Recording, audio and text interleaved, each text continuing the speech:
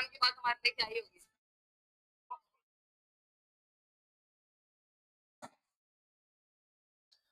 सभी प्रतियोगी परीक्षाओं के लिए इंपॉर्टेंट करंट अफेयर्स देखते हैं। 3 जनवरी 2026 का ठीक है, आपकी पाठशाला द्वारा। इसका पहला प्रश्न है, भारतीय वायुसेना के नए उप प्रमुख, क्या है, नए उप प्रमुख वाइस चीफ के रूप में किसने पदभार ग्रहण किया? A air marshal Amarpreet Singh, B air marshal Nagesh Kapoor, C air marshal Ashutosh Dixit, D air marshal Vivek Ram Chaudhary. तो किसने ये नए उप प्रमुख के रूप में, ठीक है, वायुसेना के नए उप प्रमुख के रूप में किसने पदभार ग्रहण किया? ये है एयर मार्शल नागेश कपूर ने।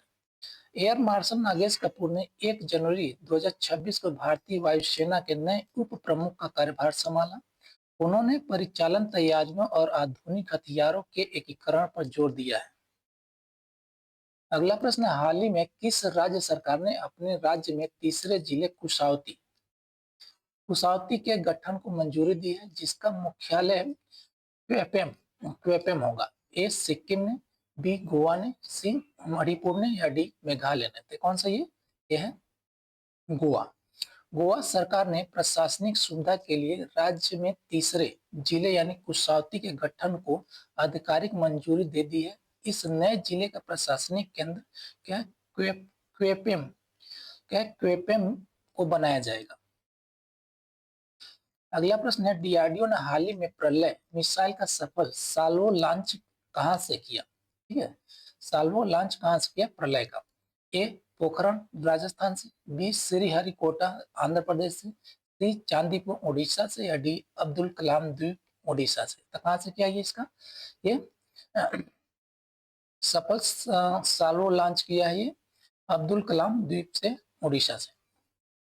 प्रलय मिसाइल का सफल साल्वो लॉन्च, ठीक है, अब्दुल कलाम द्वीप उड़ीसा से किया गया।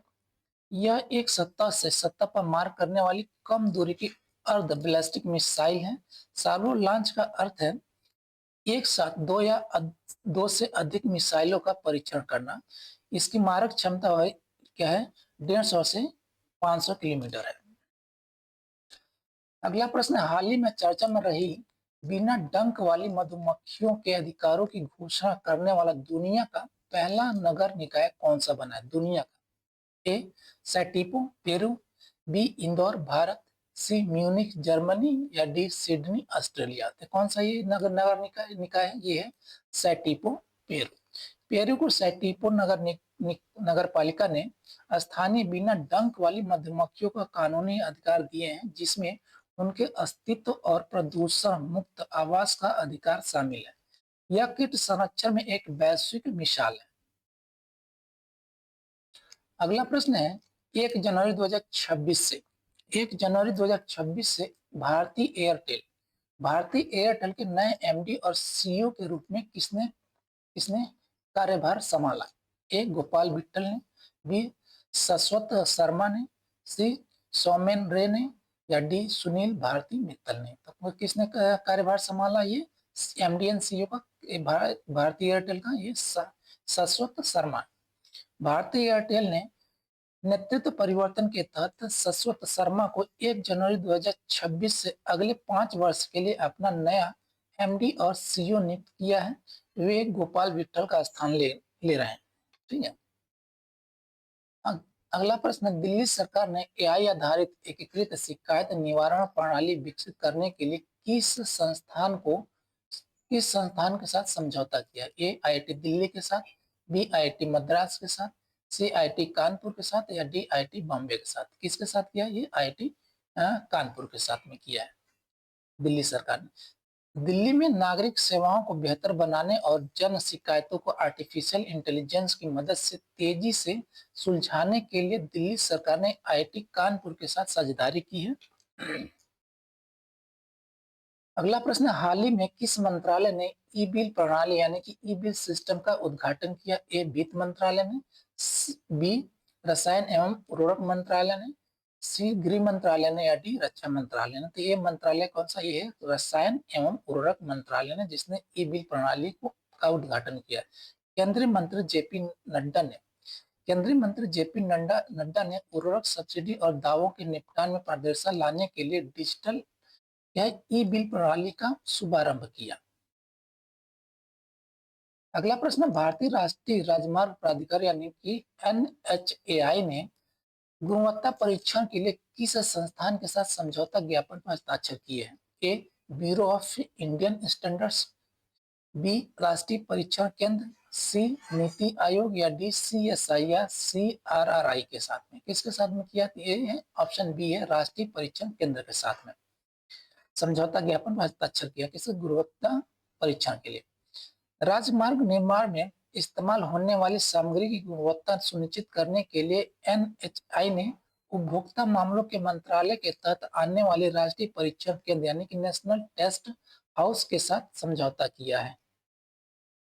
अगला प्रश्न है, T20 विश्व कप 2026 की मेजबानी किन दो देशों द्वारा संयुक्त रूप से की जाएगी? ए, भारत और बांग्लादेश के द्वारा, बी, भारत और श्रीलंका के द्वारा, सी, वेस्ट इंडीज और अमेरिका के द्वारा, या डी, ऑस्ट्रेलिया और न्यूजीलैंड के द्वारा? कौन है? ए, भारत और श्रीलंका के द्वारा संयुक्त रूप से T20 विश्व कप 2026 की मेजबानी की जाएगी। फरवरी 2026 में होने वाले आगामी पुरुष T20 विश्व कप की मेजबानी भारत और श्रीलंका का संयुक्त रूप से करेंगे।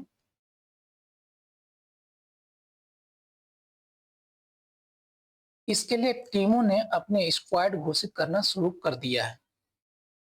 अगला प्रश्न है, कैमूर वन्य जीव अभयारण्य यानी कि कैमूर वाइल्ड लाइफ सेंचुरी जो हाल ही में खबरों में रहा, किस राज्य में स्थित है? ए, उत्तर प्रदेश में, बी, मध्य प्रदेश में, सी, बिहार में, या डी, झारखंड में? तो कहाँ पे ये बिहार में स्थित है। यह बिहार का सबसे बड़ा वन्य जीव अभयारण्य है। हाल ही में यहाँ बाघों के संरक्षण एवं पारिस्थितिकी पर्यटन को बढ़ावा देने के लिए नई परियोजनाओं की घोषणा की गई है।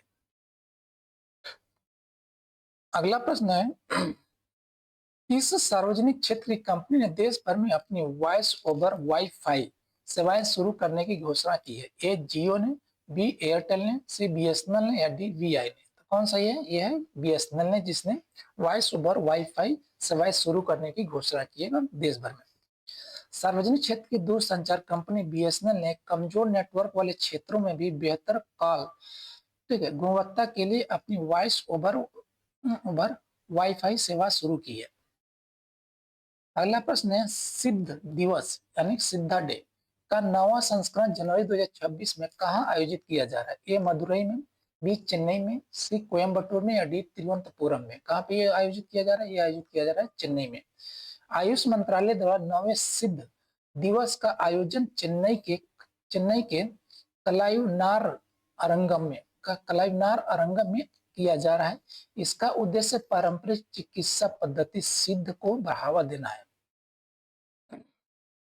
अगला प्रश्न है, सेना अस्पताल R&R दिल्ली ने मोतियाबिंद ऑब्लिक ग्लूकोमा के इलाज के लिए भारत की पहली किस तकनीक का सफल प्रयोग किया? ए, रोबोटिक लेजर सर्जरी का, बी, 3D फ्लैक्स एक्वियस जियोग्राफी का, सी, नैनो चिप प्रत्यारोपण का, या डी, स्टेम सेल थेरेपी का? तो कौन सा? ऑप्शन बी है, 3D फ्लैक्स एक्वियस जियोग्राफी का। क्या दिल्ली स्थित सेना का रिसर्च एंड रेफरल अस्पताल ने आइस स्टेंट के साथ भारत की पहली 3D फ्लैक्स एक्वियस जियोग्राफी की जो आंखों के रोगों के सटीक उपचार में एक बड़ी उपलब्धि है। अगला प्रश्न है, भारत सरकार के आंकड़ों के अनुसार दिसंबर 2025 में UPI लेन-देन में पिछले वर्ष की तुलना में कितने प्रतिशत की वृद्धि दर्ज की गई है? ए, 15% की, बी, 22% की, सी, 29% की, या डी, 35% की? तो कितने प्रतिशत की वृद्धि देखी गई है? ये 29% की। भारत में डिजिटल भुगतान की बढ़ती स्वीकार्यता के कारण दिसंबर 2025 में UPI ट्रांजैक्शन में 29% की शानदार सालाना वृद्धि देखी गई है, जो अर्थव्यवस्था के डिजिटलीकरण को दर्शाता है। थैंक यू जी, धन्यवाद।